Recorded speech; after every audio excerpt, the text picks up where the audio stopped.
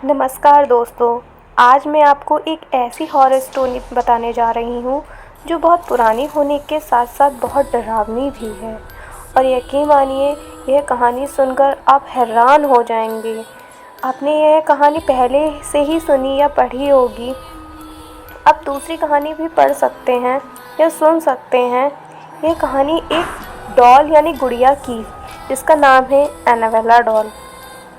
तो आइए सुनते हैं ये कहानी सुनने से पहले मेरे चैनल को सब्सक्राइब कर लीजिए और वीडियो अच्छी लगे तो लाइक कर दीजिएगा। यह कहानी शुरू होती है सन 1918 से।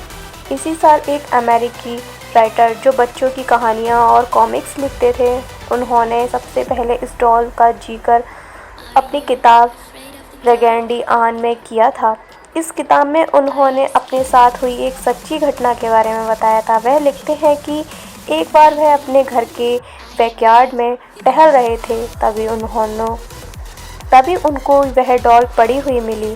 उन्होंने कभी भी पहले ऐसी डॉल को अपने घर के आसपास नहीं देखा था, इसलिए उन्होंने अपने पड़ोसियों से पूछा कि कहीं ये डॉल उनकी तो नहीं, लेकिन उन्होंने इनकार कर दिया।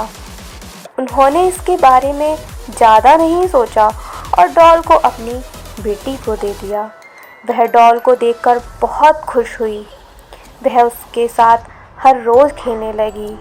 खेलते खेलते उसको डॉल के साथ इतना लगाव हो गया कि वह डॉल को एक पल के लिए भी अकेला नहीं छोड़ती थी।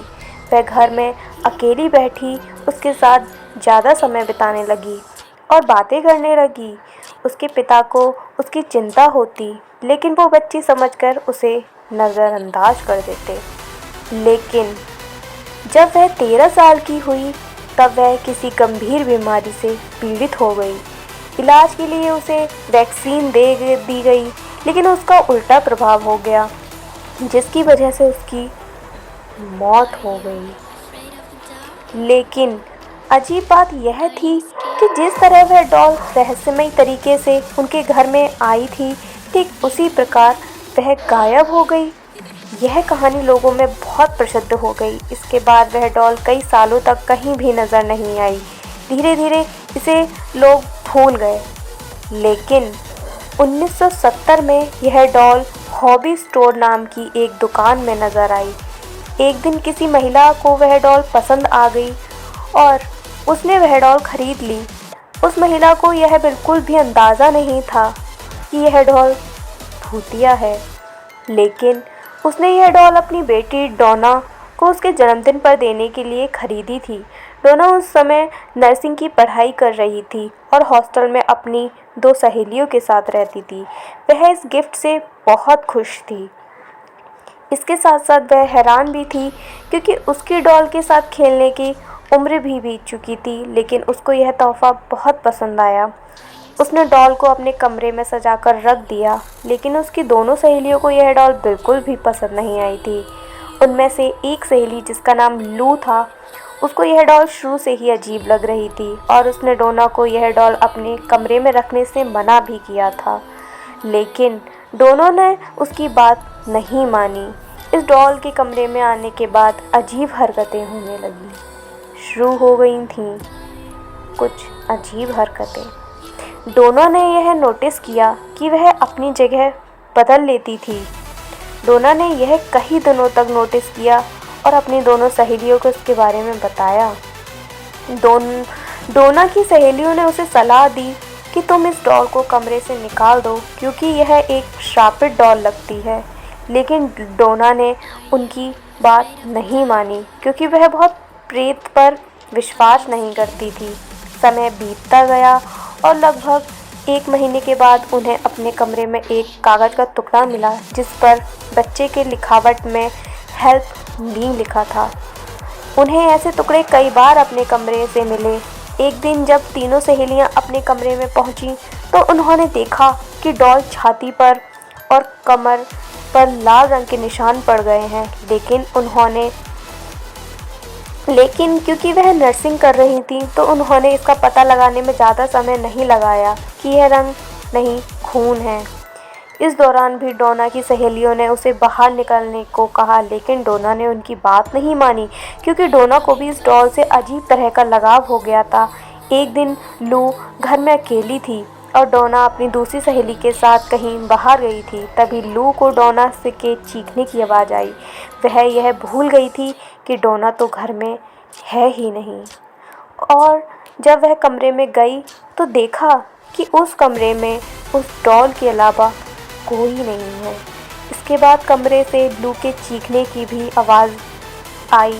इत्तेफाक से उस समय डोना और उसकी सहेली लौटकर आ चुकी थी। उन्होंने कमरे में जाकर देखा तो लू बेहोश पड़ी थी और शरीर पर गहरे चोट के निशान थे। डोना और उसकी सहेली ने लू को हॉस्पिटल एडमिट करवाया।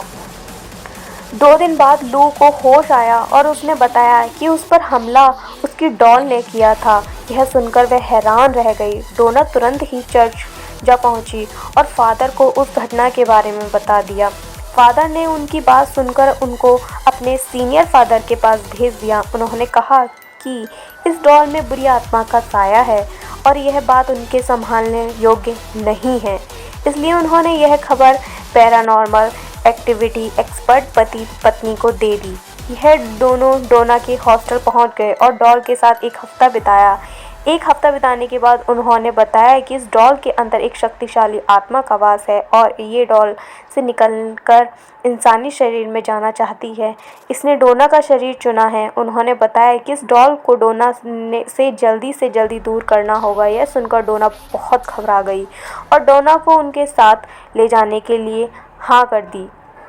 यह पत्नी इस डॉल को अपनी कार में रख ले जाने लगे और रास्ते में कार ने काम करना बंद कर दिया, जिससे कार दीवार में टकरा गई। खुशकिस्मती से यह रही कि उन्होंने ज़्यादा चोट नहीं लग गई।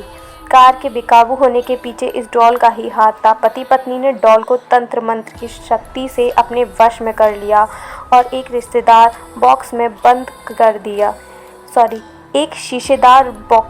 कर दिया। इसके बाद उन्होंने इस बॉक्स को अपने ही एक म्यूज़ियम में रख दिया। आज भी इसी म्यूज़ियम में देख सकते हैं और साफ साफ बॉक्स पर एक वार्निंग भी लिखी हुई है कि बॉक्स को दूर से ही देखें और हाथ ना लगाएं। तो दोस्तों, आपको यह कहानी पसंद आई हो तो वीडियो को प्लीज़ लाइक कर दीजिए। आपके एक लाइक से मुझे मोटिवेशन मिलता है कि मैं और अच्छी से अच्छी वीडियोस बनाऊं।